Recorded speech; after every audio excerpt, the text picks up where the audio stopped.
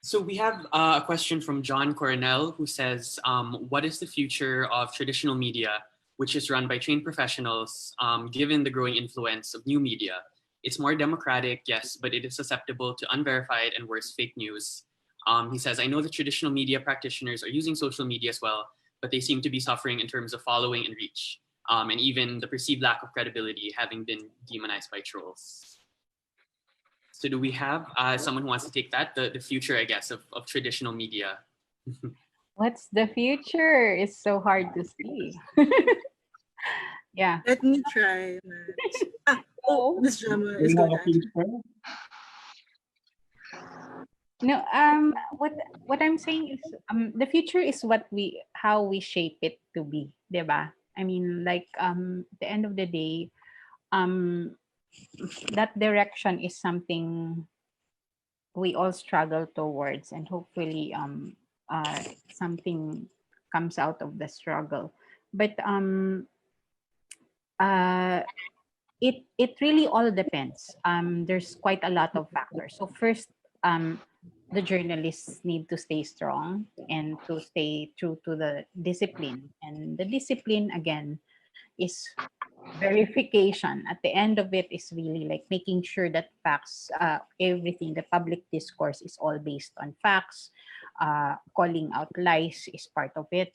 um Moving towards the future requires not just the effort of the journalists, but everybody else, including various sectors of society, really, because the journalists are not the only one shaping this future. The others also are. Like it's a very dynamic space, and the audience is part of that space. I think Ijo, you wanted to say something earlier? Yeah. I think the proliferation of disinformation in social media, for example, is a democratic challenge. I see that as a democratic challenge. So if the media, vital institutions of democracy, as they are, as we see ourselves, operate in a way that is not open to democratic challenge, for me, that is a democratic deficit too, that we must counter also. Media consumption in itself is not just the route to engagement, it is only part of a broader balance that we have to create, consumption and civic engagement within people's lives. So the remedy really is to make media production more open to citizen intervention, or widening the circuit of influence over the means of communication, like veering from mere press releases or authority figures. Um, it's also important to always maintain an ethics of care into practice. I've always believed that as journalists, we have to maintain a sympathetic understanding of what we're covering. Like there has to be an institutional ethics of care on the topics that we cover, because that way we could build solidarity. Then we can bank on the stories that a news outlet has produced if we maintain, if we are having the similar ethics of care. So aside from that, I think storytelling really feeds back to the ways in which we recognize and respect each other as individuals, whether we are journalists or not. So it is not vital. It is vital not to lose sight of that basic point, really, to create stories and to have multiplicity of voices in our stories, so that the basic injustice of keeping our citizens in the dark, or not um, putting people in power and dominant forces in check, um, would be addressed through our journalism.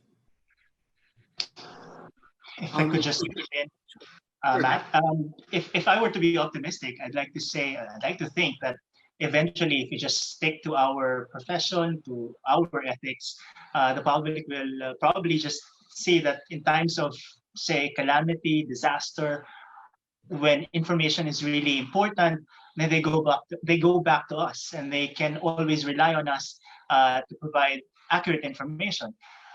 Um, but I guess that's more, just being optimistic, because the reality is that you can see this in the United States. The more that we allow social media to just get ruled by trolls, the society becomes polarized.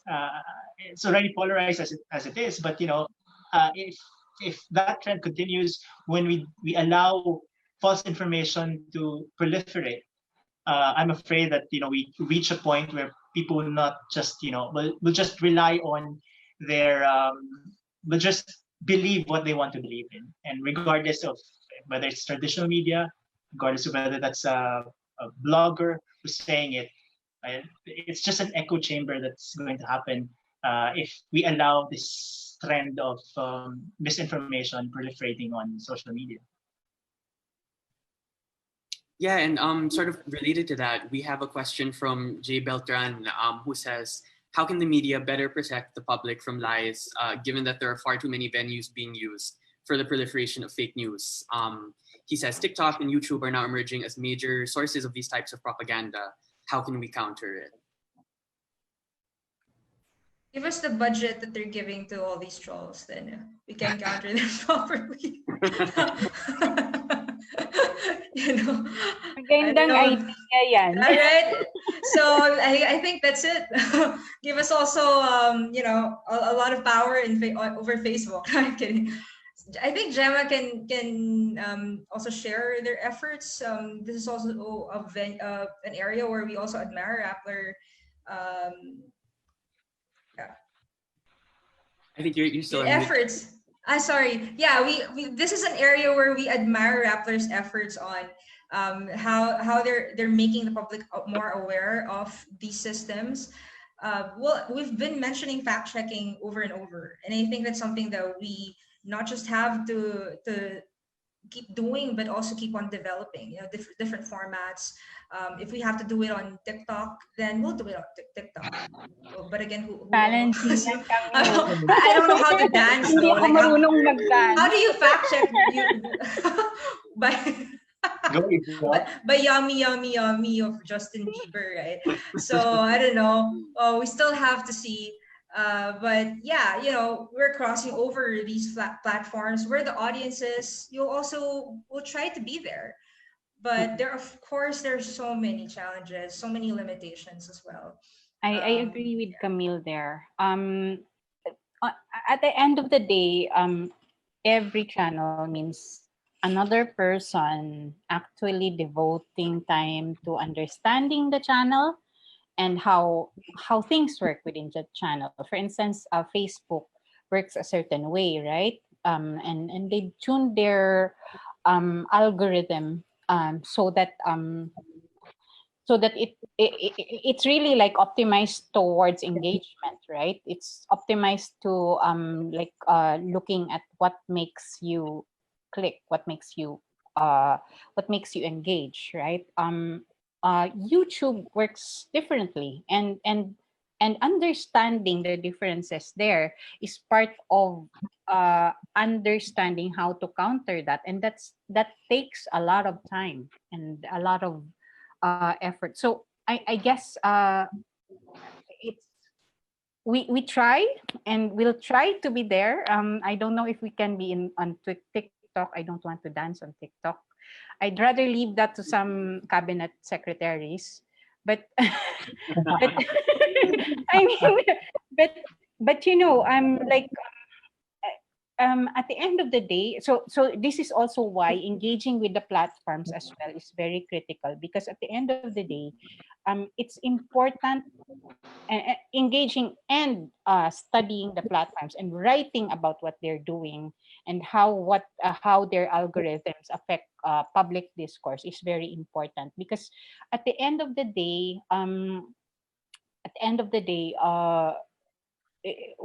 we cannot, it's not just about our content. Again, I just want to point that out.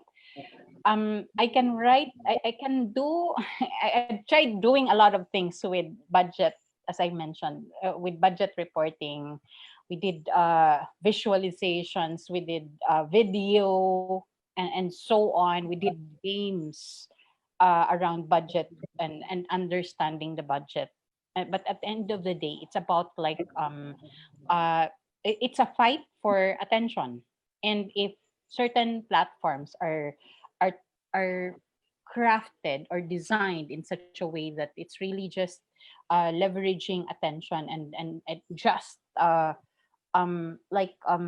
triggering attention without consideration of what impact that has on public discourse, on public policy, on democracy, then what journalists do wouldn't matter at the end of the day. So I mean, like what we do, even the fact checking that we do, that won't matter at the end of the day if the primary algorithms running these systems are biased towards that. So it's important actually, and I mean, it's hard because it's very technical, and you need to like look at a lot of data, a lot of, you need to observe how it's working.